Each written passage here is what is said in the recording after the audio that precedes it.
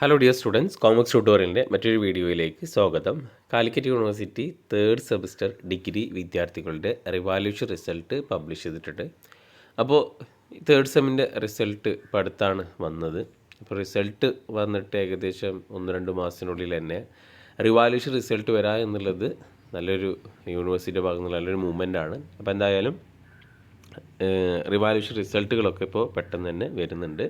അപ്പോൾ ഇപ്പോൾ വന്നിട്ടുള്ളത് revaluation result of third semester BCom BBA BCom professional CU CBC supplementary improvement examination 2023 അത് 2019 admissions onwards ഒക്കെ വന്നിട്ടുണ്ട്.